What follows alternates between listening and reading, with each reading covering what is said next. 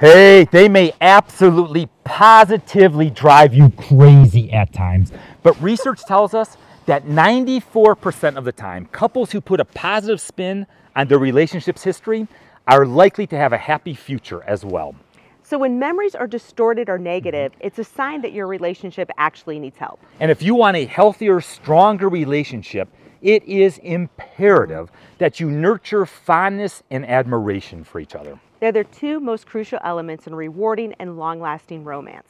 So it's normal to actually feel driven to distraction at times with your partner's personality flaws. And yes, at times they're going to drive you absolutely crazy. But you still feel that that person is worthy of honor and respect. You know, once again, research tells us that the best test of whether a couple still has a functioning fondness and admiration system is usually how they view their past. And it's not just a positive feeling about their early years, but it's how vivid those memories actually are. You see, having a fundamentally positive view of your spouse and your marriage, it is a powerful buffer, especially when difficult and bad times hit. And my friends, difficult times will come. Psychology calls it positive sentiment override. The positive thoughts about each other are so pervasive that they tend to supersede negative thoughts. And their positivity causes people to feel optimistic about each other, to feel hopeful about their relationship, to assume positive things, and to even give each other the benefit of the doubt. So positive sentiment override is actually going to act like a fortress and protect your relationship.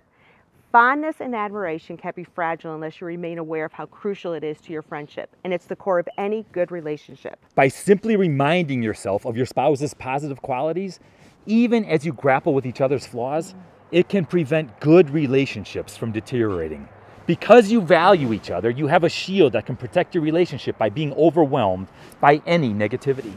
And it's common for spouses to lose sight of some of their fondness and admiration over time. So there's nothing complicated about this, okay? I mean, there's nothing difficult about reviving the flames and enhancing your fondness and admiration. So positive feelings can actually be exhumed simply by talking about them and thinking about them.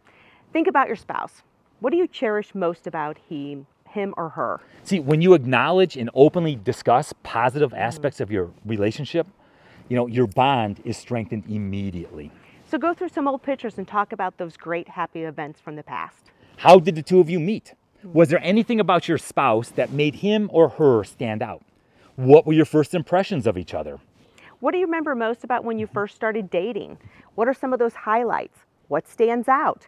What are some of the things that you like to do together? I mean, have you stopped doing things together that once gave you pleasure? I mean, if so, explore these with one another. You see, many couples find that recalling their past together recharges their relationship in the here and now. Answering these questions often reminds couples of the love and great expectations that inspired their decision to marry in the first place. You know, focus on nurturing fondness and admiration for each other. It's fun and it pays off big time. Trust me.